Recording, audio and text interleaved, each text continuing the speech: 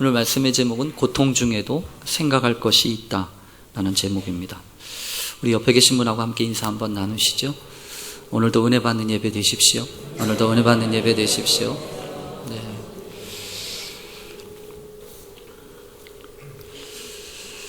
먼저 이런 말씀을 감히 드리고 싶습니다. 나는 평생 한 번도 안 아파봤다. 그리고 나는 앞으로도 아플 것 같지 않다. 그러신 분은 오늘 예배 설교 들으실 필요 없습니다. 그런데 나는 옛날에 많이 아파봤다. 그리고 지금도 아프다. 그리고 앞으로 보아하니 또 아플 것 같다. 그러신 분은 오늘 말씀 귀하게 들으시길 바랍니다.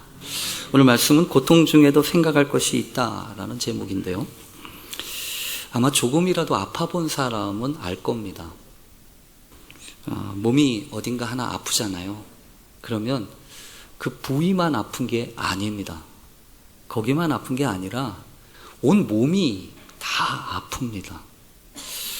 어떤 경우에 보면 우리가 살다 보면 어떤 일부분에 영향을 미치는 게 있습니다. 어떤 거는 좋기도 하고 또 어떤 거는 나쁘기도 하고 또 어떤 때는 좋기도 하고 어떤 때는 또 나쁘기도 하고 사실 세상의 모든 것들이 그러지요. 언제나 항상 좋기만 하는 게 어디 있습니까? 또 항상 나쁘기만 한 게 어디 있겠습니까?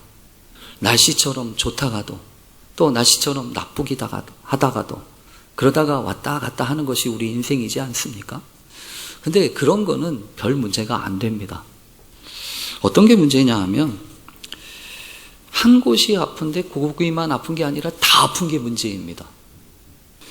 사실 좋은 것도 마찬가지죠. 이것도 좋고 저것도 좋고 근데 저거는 싫고 이러면은 별 문제가 아니에요. 그런데 덮어놓고 다 좋은 거 있죠. 그러면 여러분 어떻게 해야 하냐면 결혼해야 합니다. 그렇지 않겠어요? 좋으면 어떤 거는 좋고 어떤 거는 좋지 않다면 그건 진짜로 좋은 게 아니잖아요. 힘들곤 또 마찬가지입니다. 어떤 거는 할만하고 어떤 거는 힘들고 그러면은 아직 진짜 힘든 게 아닙니다. 진짜 힘들면 다 힘이 드는 겁니다. 좋으면 다 좋은 겁니다. 그래서 여러분 세상은 충분히 그럴 수 있습니다. 하루아침에 세상이 바뀔 수 있습니다. 어제까지 좋았다가 오늘 갑자기 모든 것이 다 뒤죽박죽 될 수 있습니다. 왜냐하면 세상이 그렇다니까요. 좋으면 다 좋은 거고 싫으면 다 싫게 된다니까요. 그게 세상이고 그게 우리의 인생입니다. 특별히 오늘 여러분과 함께 강림절 두 번째 말씀을 우리가 묵상하고 나누려고 합니다. 이 강림절에는 여러분에게 지난주에 말씀을 드린 것처럼 고통의 신비를 되새기는 그런 강림절이 되어야겠다라고 하는 말씀을 나누지 않았습니까? 고통이라고 하는 것을 신비로까지 이야기하는 것은 사실 좀 지나친 면이 있습니다. 아프면 아픈 거지. 무슨 거기에 신비가 다 있냐? 우리 교회에 신비가 있긴 하지만요. 거기에 신비가 있는 건 아니다라고 하는 생각을 하기도 합니다. 여러분 그렇죠. 누구라도 고통은 되새겨보고 싶어 하지 않습니다. 하루라도 빨리 잊어버리고 싶고 벗어나고 싶은 것이 우리의 인지상정입니다. 그런데 기독교 신앙은 분명히 고백합니다. 고통이라고 하는 것은 그냥 단순히 달랑 고통만 주어지지 않는다는 거예요. 어떤 고통 속에는 물론 아주 사람이 잘못해서 또 사람이 저질러서 치러야 되는 그 고통도 있지만 어떤 고통은 정말로 알 수 없어서 도대체 이런 일이 왜 생겼는지조차를 알 수가 없어서 참 고민되고 괴롭게 되어지는 부분들이 분명히 있다는 거예요.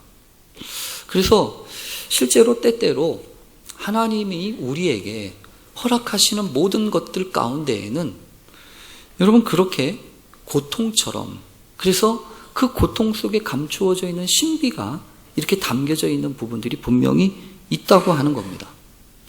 다른 종교하고는 전혀 다르게 기독교만은 특이하게 그런 것을 고백합니다.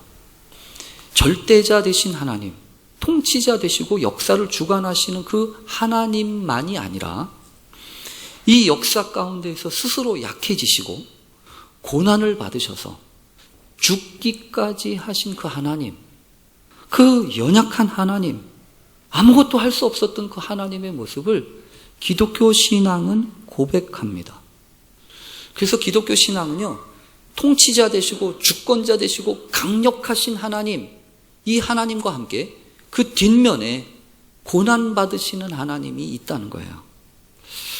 여러분, 기독교인들이, 시크리스찬들이 역경의 한 복판에서 하나님을 온전히 신뢰할 수 있다고 믿는 주요한 이유 중에 한 가지가 바로 하나님이 친히 앞서서 이 고난과 고통을 겪으셨다라고 하는 것을 믿기 때문입니다.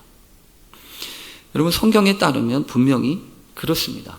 하나님은 역사를 주관하시는 분이기도 하지만 분명히 고통받으시는 분이에요.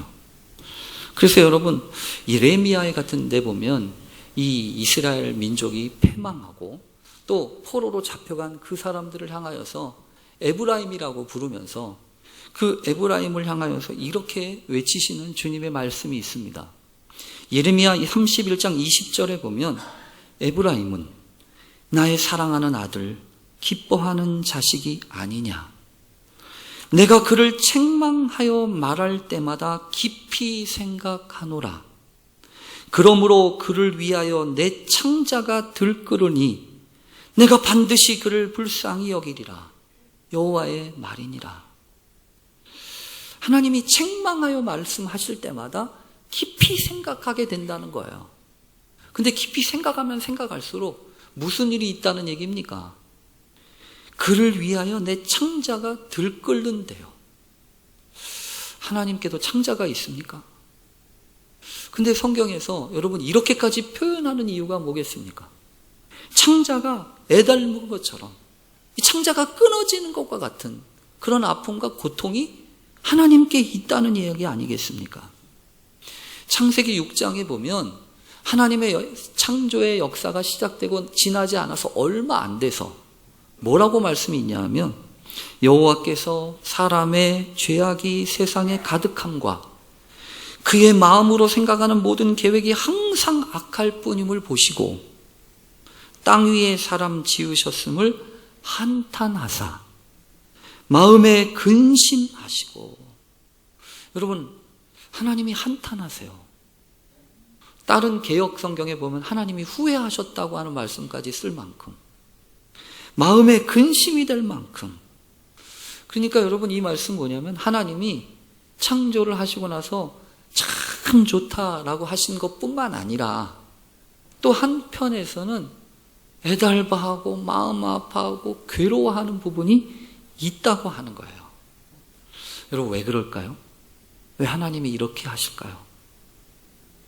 이유는 간단합니다. 왜 간단하냐면 마음을 주니까 그런 거예요. 마음을 주니까. 마음을 주면 고통스러울 수밖에 없습니다. 돈을 주면 덜 고통스러워요. 그냥 돈 주어서 보내면 그만이에요. 하나도 마음이 안 아파요. 조금 씁쓸할 뿐이죠. 그런데 마음을 주잖아요. 마음을 주면 그때부터 괴로워요. 여러분 그렇잖아요. 누구를 사랑하면 사랑할수록 상대방의 아픔까지 떠안게 되는 것 아닙니까? 그래서 마음 아픈 거 아니에요? 괴로운 거 아니에요? 여러분, 하나님이 마음 아파하시는 이유, 그거는 무엇 때문입니까? 우리가 물론 죄를 짓고 우리가 물론 하나님의 뜻대로 살지 않아서 그렇지만 분명한 것은요, 마음을 주셨기 때문에 그래요. 우리에게 당신의 마음을 주셨기 때문이라고요. 여러분 성경, 예수님도 그렇지 않습니까? 예수님도 십자가를 지시기 전에 제자들과 함께 깨어 있으라, 시험에 들지 않게 깨어 있어라, 이렇게 이야기하시면서 마음을 주세요. 뭐라고 말씀하시냐면, 야, 내 마음이 매우 고민하고 죽게 되었으니 너희는 여기 머물러 나와 함께 깨어 있어다오. 여러분, 이게 뭐예요? 마음을 주시는 거예요. 당신의 마음을 주신다고요. 그래서 히브리서 5장 7절과 8절에서는 이렇게까지 이야기합니다. 예수는 육체에 계실 때에 자기를 죽음에서 능히 구원하실 이에게 심한 통곡과 눈물로 간구와 소원을 올렸고 그의 경건하심으로 말미암아 들으심을 입었느니라. 그가 아들이시더라도 받으신 고난으로 순종함을 배워서 온전하게 되셨은즉 자기에게 순종하는 모든 자에게 영원한 구원의 근원이 되시고. 여러분, 그렇다는 거예요. 그분은, 예수님은 육체에 계실 때에 심한 통곡과 눈물로 간구와 소원을 올렸다는 거예요. 여러분, 분명히 그렇습니다. 우리가 믿는 하나님은, 우리의 주님은 고난의 의미를 속속들이 알고 계신 분이십니다. 단순히 우리의 모든 것을 아신다는 그런 전지전능하셔서 아신다고 하는 의미가 아닙니다. 하나님은, 주님은 고난을 당한다고 하는 것이 무슨 의미인지를 분명하게 아십니다. 우리의 지각보다 훨씬 뛰어나셔서만이 아니라 죽음이 가져오는 괴로움과 상실, 또 사랑하는 이들과의 헤어짐, 스스로 악을 향해 품은 어마어마한 진노 때문에 가족과의 단절을 가장 고통스러운 방식으로 경험하시고 배신과 조롱과 십자가를 통하여 그 고통의 깊이를 우리만큼 깊이, 아니 우리보다 더 깊게 그 고난을 받으셨기 때문에 그렇습니다. 그래서 댄 맥카트니라고 하는 사람은 이렇게까지 이야기를 해요. 그리스도는 고난을 통해 인간다움을 배웠다. 따라서 크리스찬은 고난을 통해 그리스도다움을 배워야 한다. 여러분, 그렇습니다. 고난과 아무런 관계가 없는 하나님은, 고통에 대해서 관심이 없으신 주님은 성경이 말하는 하나님이 아니에요. 우리가 믿는 주님이 아니에요. 그 주님의 손에는 여러분 아시는 것처럼 십자가에 못 박히셨을 때 박히셨던 상처의 못자국이 있는 주님이에요. 여러분, 그래서 고난이라고 하는 것, 그 안에는 하나님의 섭리가 있어요. 분명히 그렇습니다. 그러니까 고통을 함부로 하면 안 돼요. 어떤 고난이든지 어떤 고통이든지 그것이 내게 주어졌다고 한다면 그 고통과 함께 또 다른 무언가가 하나님이 내게 허락하신 계획이 있음을 우리는 믿어야 합니다. 그래서 여러분, 고난의 세 가지 유익에 대하여 이렇게 이야기한 심리학자 조나단 화이트라고 하는 사람이 있어요. 첫 번째는 고난의 유익이 이렇다는 거죠. 고난을 견디고 이겨내면 회복하는 힘이 부쩍 커진대요. 그러니까 이 고통을 통하여 우리의 내면을 키우시는 거예요. 그래서 시련을 극복하는 법을 한번 배우고 난 다음에는 여러분, 다음에 또 해낼 수 있다고 하는 자신감이 생겨서 우리가 훨씬 덜 안달복달하며 살게 되지 않습니까?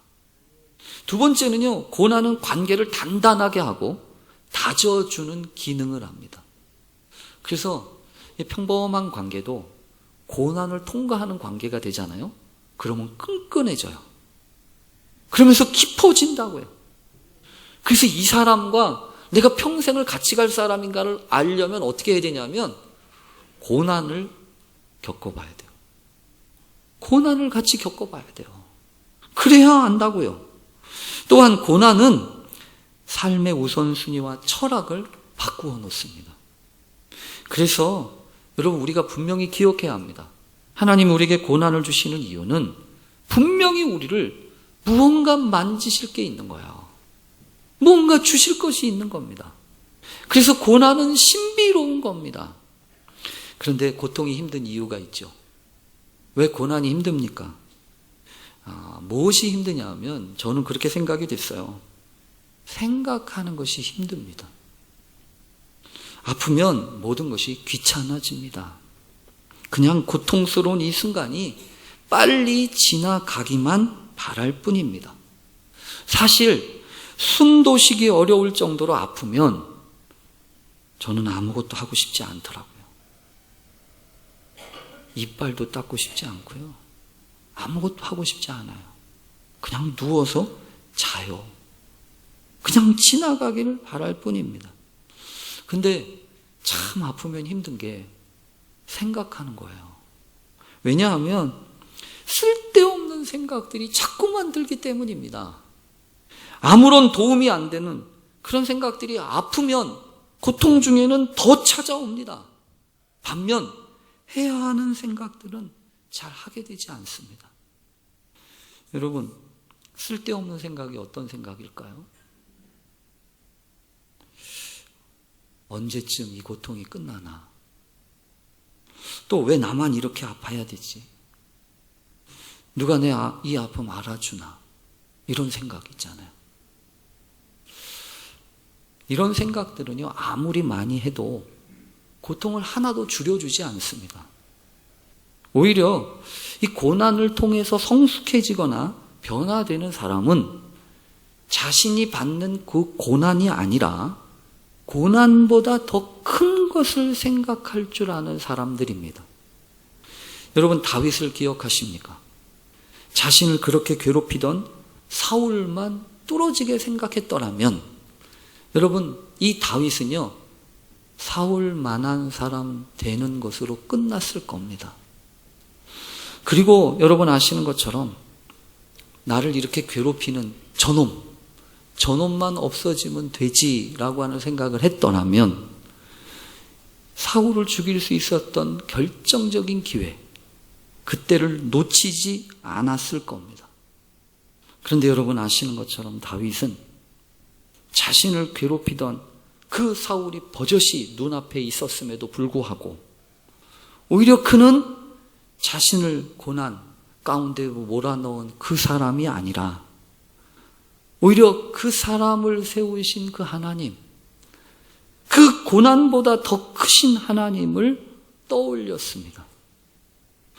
특히 아들 압살롬의 반역으로 창피하게 변변하게 반역조차 못하고 도망을 허겁지겁 갈 때에도 그때를 놓치지 않고 자신을 저주하고 있었던, 되지도 않는 말로 조롱했던 그 시므이의 이야기를 들으면서도 얼마나 심하게 욕을 해야 되는지, 자기와 함께 가고 있었던 부하 아비새는 화가 잔뜩이나 나가지고 임금님, 저 개만도 못한 놈이 저렇게 짓거리는 거 도저히 봐줄 수가 없습니다. 내가 가가지고 잠깐 손 좀 보고 오겠습니다 라고 이렇게 이야기했을 때에도 다윗은요, 뭐라고 이야기합니까? 스루야의 아들들아, 내가 너희와 무슨 상관이 있느냐? 그가 저주하는 것은 여호와께서 그에게 다윗을 저주하라 하심이니 내가 어찌 그리하였느냐 할 자가 누구겠느냐? 이러면서 여러분 성경에 보면 그래요. 내 몸에서 난 아들도 내 생명을 해치려고 하는데 하물며 이 베냐민 사람이랴. 여호와께서 그에게 명령하신 것이니 그가 저주하게 내버려 둬라. 혹시 여호와께서 나의 원통함을 감찰하시리니 오늘 바로 그 저주 때문에 여호와께서 선으로 내게 갚아주실 것이야. 여러분 그렇게 했다고요. 그러니까 여러분 고난 중에 고통만 묵상하면 안 돼요. 그래서 아프면 생각하기가 쉽지 않습니다. 그러나 분명한 것은 고통 중에 있을 때에도 생각해야 한다는 거예요. 마땅히 생각할 것이 있다는 겁니다. 특별히 오늘 성경을 보면 예수님이 십자가를 지러 가시는 그 길에 만났던 한 사람의 이름이 기록되고 있습니다. 이름하여 구레네 사람 시몬입니다. 이 구레네 사람 시몬은 억세게 재수 없는 사람이었습니다. 왜냐하면 구레네라고 일컬어지는 리비아 서북편 지방이 구레네 지역이거든요. 그러니까 이 구레네 시몬은 어떤 사람일 확률이 많냐 하면 디아스포라로 유월절을 지키기 위해서 예루살렘에 왔던 여행객이었던 것이 분명합니다. 유월절을 지키러 왔다가 예수님이 십자가를 지고 오르시고 사형을 받으시는 광경을 얼떨결에 본 거예요. 그러니까 이 구레네 사람 시몬은요, 처음부터 예수님 십자가를 질 생각이 없었어요. 그냥 어중이 떠중이로 길가에 있다가 너 나와! 그래가지고 뽑혀가지고 대신 예수님의 십자가를 지고 간 사람 아닙니까?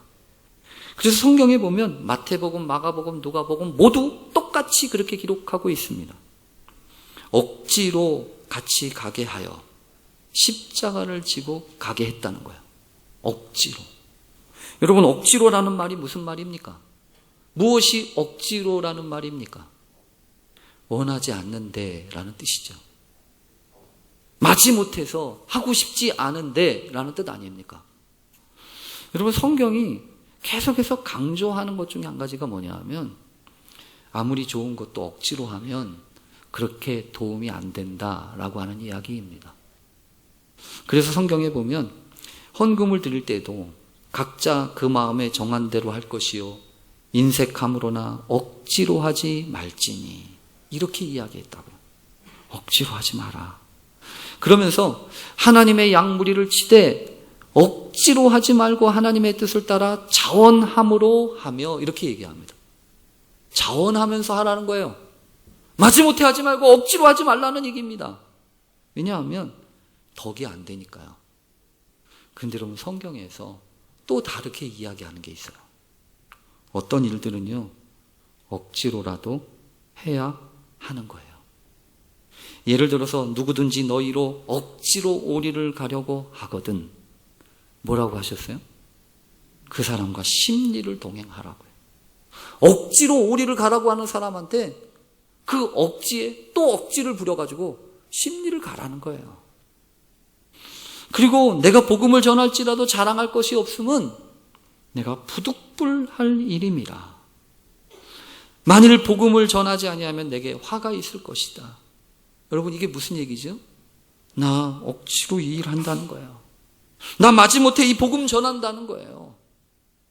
여러분, 그런데 여러분, 이 성경이 우리에게 해주는 놀라운 메시지가 있어요. 어떤 일은요, 억지로라도 해야 합니다. 억지로라도 해야 돼요. 입맛이 없으면 밥맛으로라도 억지로 밥을 먹어야 합니다. 왜냐하면 먹어야 사니까요. 때때로 여러분, 십자가는 억지로라도 져야 합니다. 억지로라도 십자가를 져야 하는 이유는 예수님을 따르기 위한 필수적인 조건이기 때문에 그래요. 그래서 여러분, 우리가 분명히 기억해야 합니다. 하나님, 이 억지로 졌던 구레네 사람 십자가 시몬, 결국 여러분 어떻게 되죠? 이 사건이 한참 지나고 난 다음에 사도 바울이라고 하는 사람이 로마서를 쓰면서 여러 사람들한테 문안을 하는데, 거기 로마서 16장에 보면 루포와 그의 어머니에 대한 이야기가 나와요. 여러분, 루포와 그의 어머니가 누구냐 하면 구레네 사람 시몬의 아들이에요. 그래서 마가복음에 보면 알렉산더와 루포의 아버지 구레네 사람 시몬이라고 표현되어 있는 거죠. 여러분, 예수님이 십자가를 지을 수밖에 없었던 그 억지로 졌던 십자가와 또 이 사도 바울이 썼던 로마에서를 보냈던 그 편지 사이에 도대체 무슨 일이 있었던 걸까요? 자신이 받았던 그 억지로 졌던 십자가, 그 속에 담겨 있는 하나님의 놀라운 뜻을 보았기 때문에 그렇습니다. 때때로 여러분, 우리도 그래요. 내가 원하는 것만 하는 게 아니라 원하지 않는 억지로 하는 일 할 일이 있어요. 그러나 그때에도 기억하십시오. 똑바로 하나님이 허락하신 것을 생각할 수 있는 지혜를 구하십시오. 또 오늘 성경을 보면 그런 생각이 들어요. 오늘 성경에 보면 이 쓸개탄 포도주 이야기가 있지 않습니까? 아프면 여러분 저는 본능적으로 그러더라고요. 조금이라도 의식이 있으면 거의 본능적으로 뭘 하냐 하면 고통을 조금이라도 줄여보려고 합니다. 그래서 몸이 천근만근인데도 꿈틀거려서 이렇게도 해보고 저렇게도 해보려고 합니다. 왜 그럴까요? 이렇게 하면 덜 아플까 저렇게 하면 덜 아플까 찾는 거 아니겠습니까? 여러분 그런데 실제로 그렇게 해가지고 성공하는 예는 거의 없어요. 왜냐하면 이렇게도 아프고 저렇게도 아프기 때문에 그렇죠. 여러분 그런데 오늘 성경에 보면 이 십자가를 지고 가시던 그 주님 앞에 이 쓸개탄 포도주를 이렇게 주었다고 하는 기록이 나옵니다. 왜 쓸개탄 포도주를 주었을까요? 실제로 쓸개를 넣을 것 같지는 않아요. 근데 아마도 이 쓸개라고 하면 씁쓸한 맛이 나지 않습니까? 그 씁쓸한 맛이 나는 독주의 씁쓸한 것을 타서 주었다고 하는 이야기인데 여러분 이거는 분명합니다. 뭐냐 하면 고통을 조금이라도 줄여보려고 그런 거예요. 근데 오늘 성경에 보면요. 그 주님이 그 포도주를 맛보시다가 더 이상 안 마시세요. 저는 이 말씀 보면서 그런 생각이 들었어요. 그렇구나. 고통이 깊어진다고 할 때에 고통을 줄이기 위해서 이것저것 헛된 것 찾는 거 그거 바람직하지 않구나. 때로는요 여러분 그렇습니다. 나 혼자 아프니까 서러우니까 내게 있는 고통을 전가하잖아요. 내게 있는 고통을 넘겨주잖아요. 근데 그렇다고 그래가지고 고통이 줄어드느냐 하면 그건 아닌 것 같아요. 오히려 있죠. 정말로 줄이시는 분은 하나님의 은혜가 아니고서는 줄어들지 않아요. 그래서 하나님 앞에 기도할 수밖에 없습니다. 여러분 오늘 성경 마지막에 보면 이런 말씀이 있습니다. 마침내 주님이 십자가에 못 박히셨대요. 그런데 십자가에 지신 그 예수님의 모든 복음서를 잘 보면 놀라운 사실은 그 예수님이 십자가에 지셨다라고 하는 것을 단 한마디로 한 줄로만 쓰고 맙니다. 무슨 말씀이냐면 예수님이 십자가에 못 박히셨다고 하는 것은 상당히 중요한 사건이잖아요. 그래서 비록 딱딱딱 얼마 안 걸리는 시간이지만 마치 영화로 편집을 한다면 그 예수님이 십자가에 못 박히는 장면은 슬로우 모션으로 길게 이렇게 주목해가지고 세밀하게 기록이 되어야 맞는 거 아니냐는 거예요. 근데 의외로 마태복음, 마가복음, 누가복음 이 모든 곳에서 단 한 줄 십자가에 못 박고 십자가에 못 박고 이거로 끝이에요. 그 대신에 있잖아요. 그 대신에 더 많이 나오는 구절이 있어요. 그게 뭘까요? 그 십자가에 못 박히신 그 주님을 조롱하고 비웃고 유혹하고 겁박하는 거예요. 여러분 오늘 성경에도 그렇잖아요. 뭐라고 하냐면 성전을 헐고 사흘에 짓는 자여 내가 만일 하나님의 아들이거든 자기를 구원하고 십자가에서 내려와 봐라. 남은 구원하였으되 자기는 구원할 수가 없구나. 그가 이스라엘의 왕이로다. 지금 십자가에서 내려올지어다. 그래야면 우리가 믿겠노라. 여러분 이게 뭐지요? 유혹 아니에요. 유혹. 고통 중에도 유혹은 쉽게 끝나지 않습니다. 그러니 어떻게 해야 할까요? 이 고난 한복판에서 유혹에 빠지지 않도록 바라봐야 될 것 분명히 봐야 돼요. 그래서 여러분 다음 주에도 한 번 더 오세요. 왜냐하면 고통 중에 무엇을 바라봐야 되고 어떤 말을 해야 될지 우리가 이 고난 중에 계신 주님을 통하여 배울 수 있게 되는 귀한 은혜가 있기를 바랍니다. 오늘은 이거 한 가지만 기억하자고요. 고통 중에도 생각할 게 있는 거구나. 생각을 통하여 하나님이 내 마음과 내 심령을 만지시는구나. 그래서 하나님 고난 중에도 올바른 생각, 해야 할 생각을 할 수 있게 해 주십시오. 그와 함께 주님이 주시는 은혜로 이 고난을 이겨가고 넘어가는 심령들이 되게 해 주십시오. 그렇게 기도하는 우리 모두 되실 수 있기를 간절히 축원합니다. 337장 이 찬송 원래는 우리 호산나 중창단에서 해야 되는데요. 이 찬양 부르고 기도는 안 하겠습니다. 결론을 이 337장 이 찬송으로 하겠습니다.